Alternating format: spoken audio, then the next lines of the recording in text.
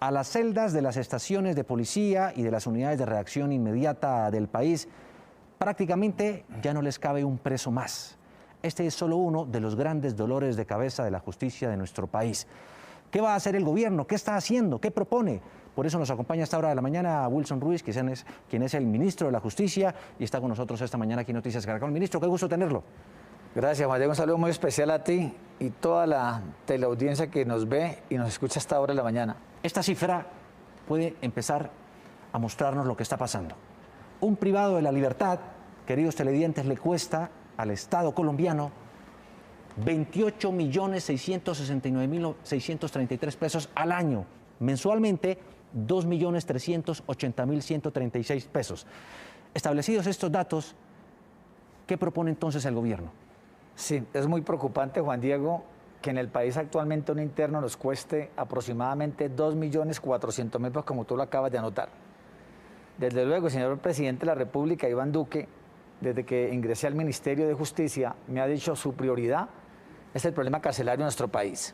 Y actualmente, Juan Diego, infortunadamente las cifras son un poco desalentadoras, pero igual vamos por muy buen camino. Claro. No hay que olvidar que en el 2020 tenemos más del 54% de hacinamiento, hoy en día lo tenemos en el 20.3%. Ya hablamos de eso, ministro, sí, pero déjeme seguir tocando este punto porque me parece clave. Sí. Si eso le cuesta al Estado colombiano 2.380.136 pesos al mes, ¿no sería mejor ahorrarnos esa plata previniendo el delito? Sí, tienes toda la razón y es lo que estamos haciendo. Cada 8 días me traslado a todos los territorios de nuestro país precisamente para hablar de lo que es la prevención. ¿Y cómo lo estamos haciendo? Con la resocialización. Es decir, si a una persona le damos la segunda oportunidad que llamamos nosotros, pues la gente posiblemente no vuelva a reincidir. Por eso Casillas en el Meta es un centro de reclusión que es modelo para Colombia, porque ahí los internos que están a puertas de culminar su pena están trabajando en las labores agrícolas de nuestro país. Pero ¿por qué entonces los mismos datos de ustedes muestran otro panorama? Miren, detenidos en unidades de reacción inmediata, 20.566, que son custodiados por 2.156 policías. Es decir, esta cifra es de la gran cantidad de delincuentes o presuntos delincuentes que están en estos sitios porque cometieron delitos y muchos de ellos son reincidentes. Juan Diego, primero que todo, las estaciones de policía, bases militares, URIs, UPJs, no son instalaciones para albergar este tipo de delincuentes a largo plazo, es decir, aquellos delincuentes que cometen delitos graves en nuestro país. Estos centros de detención son transitorios, es decir, para tenerlos por horas o por días. ¿Qué quiere decir? Que en esos 20.566 que tú acabas de mencionar, ahí tenemos indicados y condenados. ¿Qué estamos haciendo para ello? Actualmente nosotros estamos haciendo es tratando de despejar estas estaciones de policía, porque imagínate 2.000 y pico de policías custodiando los internos, o sea, los capturan y aparte hay que vigilarlos para que no se escapen de las celdas. Claro, pero esta alta cifra de solo los que están en estos sitios muestra también que la resocialización, bueno, no está funcionando como se quisiera, ¿o sí? No, sí, yo considero que esto tiene que funcionar dentro de muy poco, es decir, todo lo que estamos haciendo, yo considero que dentro de poco vamos a tener resultados en el país. ¿Por qué? Porque nosotros cada que hacemos convenios con las entidades territoriales, alcaldes, gobernadores, estamos precisamente adquiriendo lotes que son más grandes, donde va a caer el centro de reclusión y también va a tener como adición una parte para poder que hablemos de resocialización. De estos 20.566, ¿cuántos son condenados? ¿Cuántos son presuntos delincuentes? ¿Qué tipos de delitos se supone cometieron? Ahí hay un grave problema y es que muchas personas de esas, cuando yo ingresé, encontramos de que bastaba con un solo memorial, una carta dirigida al juez o fiscal para obtener su libertad. Por eso nosotros, en compañía de la Defensoría Nacional del Pueblo, hacemos brigadas jurídicas para que la Defensoría presente los memoriales y la persona que está privada de la libertad pueda recuperar la libertad lo más pronto posible. ¿Qué otra cosa hago yo para poder descongestionar esto? Cada 8 días, Juan Diego, hablo con los jueces y con los fiscales para hablar de qué, de los subrogados o beneficios en materia penal para poder que les den la libertad. Y también estamos haciendo revisar por parte de los jueces de ejecución de penas las condenas de ellos para poder que obtengan la libertad lo más pronto posible. Pero si uno le suma a esos 20.000 que están en las URI y estaciones de policía, los que hay en las cárceles, que son 97.656, con una sobrepoblación de 17.000 casi, uno se da cuenta y puede entender que son muchos los delitos que se siguen cometiendo y que la política pública de prevención a lo mejor está muy colgada, muy lenta. Juan Diego, infortunadamente, cada día, digamos, los delincuentes se las inventan para cometer todo tipo de delitos y por eso las cárceles están a reventar. Es muy importante lo que tú me acabas de preguntar. La capacidad de los 132 establecimientos de orden nacional de reclusión tienen capacidad para 80.884 internos y tenemos 97.656. ¿Qué significa lo anterior? Que tenemos más de 16.000 internos de sobrepoblación. Eso representa el 20.74%. Sí. Y si tú le sumas a eso, Juan Diego, lo de las estaciones de policía, yo diría que tenemos más de 37.000 de sobrepoblación actualmente. ¿Cuáles delitos están en este momento identificados en las estaciones de policía y la SURI? ¿Cuáles son los que más cometen estas personas que son detenidas? Sí, mira, a mí me da mucha tristeza decir esto, pero no puede el país contar con más de 600 internos que han sido condenados por inasistencia alimentaria, es decir, que no le dan los alimentos a los niños y niñas. ¿600? ¿Cuántos? Sí, aproximadamente 600 condenados. Entonces, el grave problema, ¿cuál es? Como tú lo acabas de mencionar, 2.300.000 pesos aproximadamente mensualmente. Multiplica eso por 600, más de 1.200 millones de pesos mensuales. Saldría más barato Sí. Que alimentáramos a esos niños por parte del Estado que pagarles la alimentación y la estadía en las cárceles a estos irresponsables. Sí, totalmente. Y frente a eso, ¿qué propone el gobierno? Frente a esto, precisamente estamos redactando un decreto en el cual está hablando de la manilla electrónica, es decir, delincuentes de bajo impacto, Juan Diego, que es muy importante tener en cuenta. Lesiones leves, posiblemente inasistencia alimentaria, entre otros, que no van a afectar desde luego la seguridad de nuestro país. Entonces, una manilla electrónica, en mi criterio el Estado no tiene por qué pagar. Si un interno necesita salir a la libertad porque ya tiene derecho a él mismo o su familia tiene que sufragar esa manilla electrónica. En una de estas unidades de reacción inmediata se encuentra a esta hora Tatiana Gordillo y nos cuenta cuál es el panorama. Tatiana, aquí en Bogotá. Sí, Juan Diego y televidentes, mire, acá por ejemplo, para que ustedes se hagan una idea del panorama, hay varias motos de la policía. Acá contábamos hasta 5 motos, en este momento hay 2 porque ya se han ido yendo, pero en la madrugada cuando llegamos había por lo menos 5 uniformados que están dentro de la URI de Puente Aranda, que es donde me encuentro, haciendo todo ese trámite tedioso y muy largo de acompañar la legalización de una captura. Acá llegan con el capturado, lo ingresan en una patrulla, lo ingresan a pie y tienen que estar con ese capturado hasta 7, 8 horas esperando a que los atiendan. Cuando llegamos a las 5 de la mañana, acá había policías con capturados al lado que estaban esposados, que los trajeron a la 1 de la mañana, por ejemplo, y que tenían que esperar hasta las 7 de la mañana cuando hubiese el cambio de turno en la URI para que se los recibieran. Y eso sin contar con todo el proceso que viene de ahí en adelante. El uniformado tiene que acompañar en la entrega de los elementos personales del capturado, tiene que ir hasta medicina legal, llevarlo para que en medicina legal comprueben que el capturado no le violó ningún derecho. Aparte vimos acá uniformados en estos puestos de comida, incluso gastando de su propio bolsillo al capturado, al detenido, la comida porque no los pueden dejar sin alimento, porque eso sería una vulneración también al derecho. En conclusión, puede demorarse hasta 12 horas ese uniformado acá haciendo todo ese tedioso trámite. Si el uniformado iba a salir de descanso, pues se le embolata el descanso porque tiene que terminar hasta feliz término ese trámite de legalización de captura. Y además de eso, pues es un uniformado que se pierde en las calles, que estaba posiblemente custodiando, vigilando una esquina en Bogotá y que termina acá horas y horas en la URI acompañando al capturado. Frente a esa problemática, gracias Tatiana, ministro, ustedes proponen inclusive la creación de unos grandes centros transitorios de reclusión. ¿De qué se trata, ministro? Sí, hace poco con el señor presidente de la República estábamos nosotros en el Meta, más exactamente en Puerto Gaitán, y con el ministro del Interior, con Daniel Palacio y el suscrito, se ha celebrado un convenio en el cual se van a construir 10 centros de reclusión temporal, Juan Diego, en todo el país, que aproximadamente tienen un costo de 80.000 millones de pesos.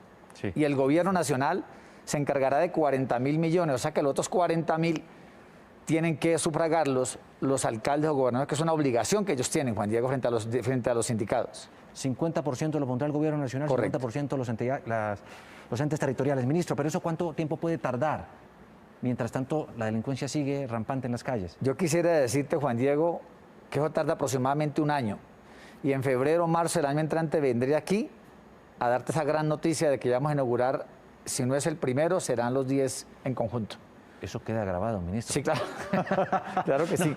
Queda Vamos grabado. a Usted se está creer. comprometiendo hoy aquí en Noticias Sí, porque Caracol. mira que ahora veía yo la periodista anterior hablándole de Puente Aranda. Mira, yo he pasado momentos de tristeza, Juan Diego. Cuando fui a ver allá y los alimentos de los internos estaban en muy mal estado.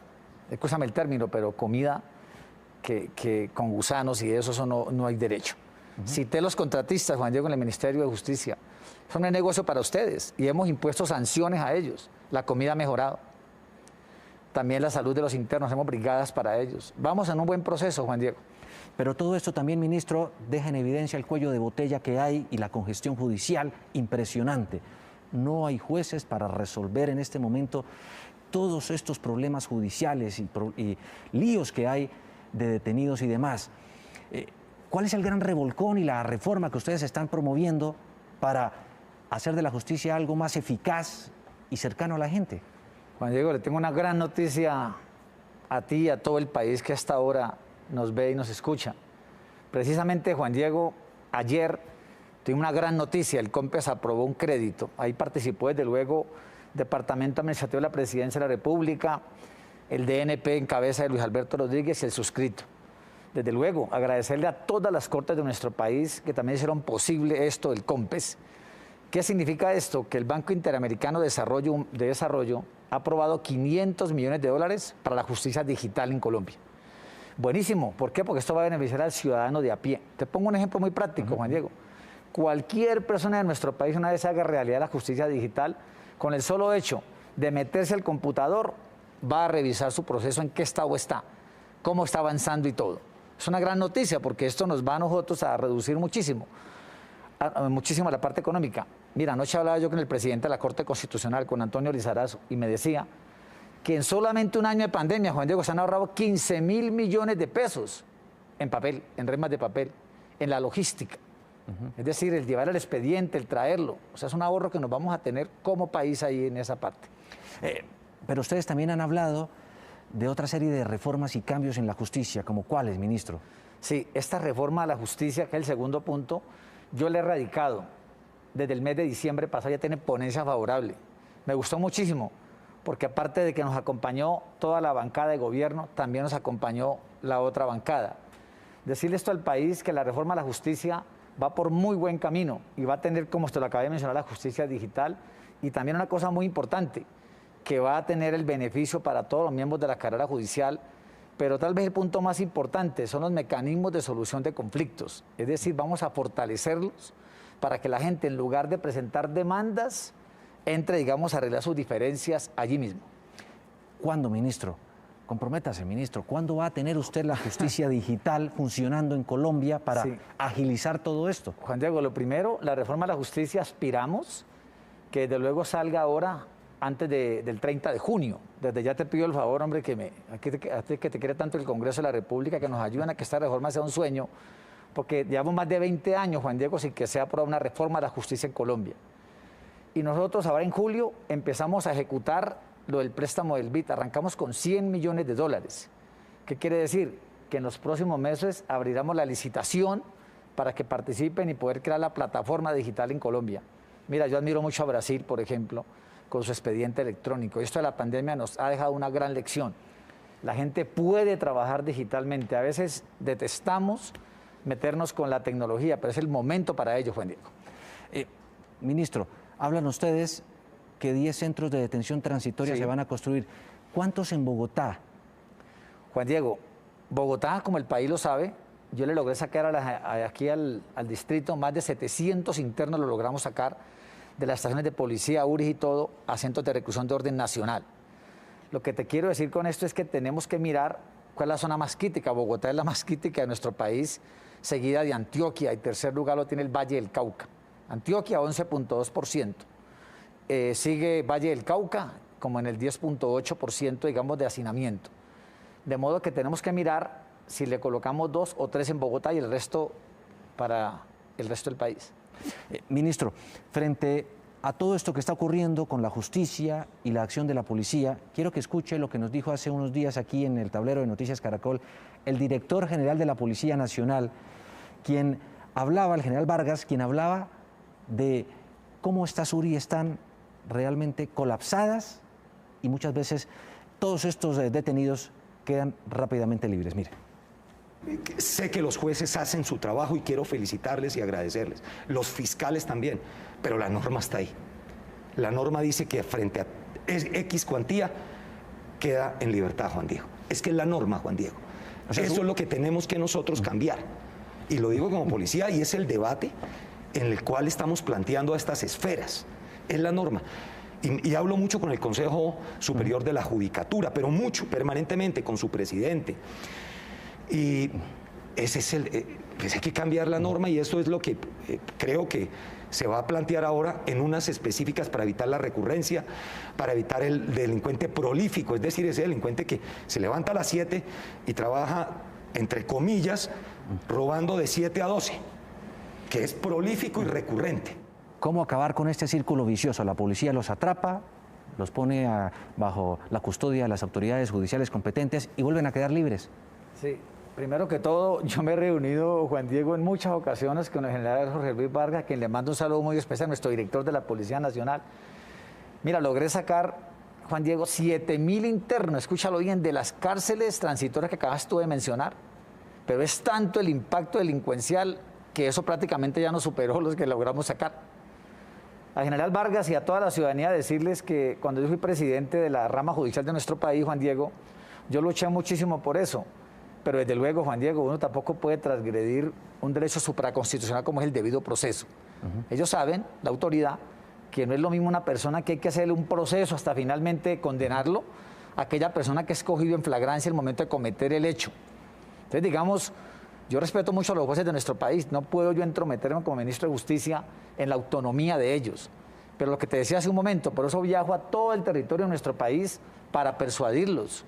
Porque es que infortunadamente hay delitos que son de bajo impacto, como le expliqué hace un momento, que tenemos que empezar a evacuar las cárceles de nuestro país.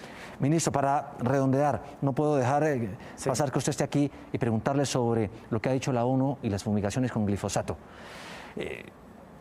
¿Qué posición tiene usted frente a ese anuncio y la respuesta que ha dado el gobierno nacional? Finalmente, ¿se debe o no fumigar con glifosato, de acuerdo a lo que ustedes han podido analizar? Sí, mira, Juan Diego, hay posiciones encontradas de un lado y del otro. Te hablo como ministro y que soy el presidente del Consejo Nacional de Estupefacientes. Y te quiero ser muy enfático y muy claro. Yo conozco las cartas de los relatores de las ONU. Ayer me lo leí. Respeto la posición de mi compañero Diego Molano, que la comparto íntegramente, señor presidente de la República. Nosotros escuchamos todo lo que nos llegue, Juan Diego, pero hay que tener en cuenta que lo que ellos han dicho no es vinculante. Segundo, cuando uno habla de aspersión, se hace con precisión.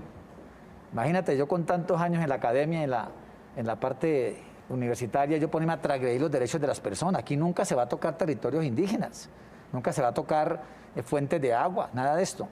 Lo que te quiero decir para terminar la pregunta, Juan Diego, es que yo el momento en que convoque a todos los miembros de la Consejo Nacional de Estupefacientes, debo contar con el concepto de la ANLA y con el concepto del INS o Instituto Nacional de Salud, que me digan que realmente no hay peligro ni problema para la sociedad colombiana y de acuerdo a eso sacar el acto administrativo. Yo no te puedo decir a ti cuándo yo voy a autorizarlo porque no depende de mí solamente, sino de todos los integrantes del Consejo de Estupefacientes. ¿Cómo entender que ese Consejo de Estupefacientes en otro momento, en otro gobierno de hecho, suspendió las fumigaciones con glifosato por considerarlas peligrosas y ahora se esté considerando la posibilidad de reanudarlas? Precisamente, Juan Diego, hay una sentencia de la Corte Constitucional de 2017 y hay otro auto interlocutorio de 2019 en el cual están los parámetros a seguir. ¿Qué quiere decir? Que cuando ya estemos cumpliendo todos los parámetros de la Corte Constitucional se podrá reanudar la aspersión aérea en Colombia. Bueno, pues ahí está, es el ministro de Justicia, Wilson Ruiz, a esta hora de la mañana, aquí pasando por el tablero de Noticias Caracol. Ministro, muchísimas gracias por estar con nosotros A ti, acá. Juan Diego, muchas gracias y un saludo muy especial a todos. Para ser justos, lo espero aquí próximamente, para rendirle cuentas a nuestros televidentes, ministro. Aquí estaremos nuevamente. Gracias, Juan Diego. Muchas gracias, ministro.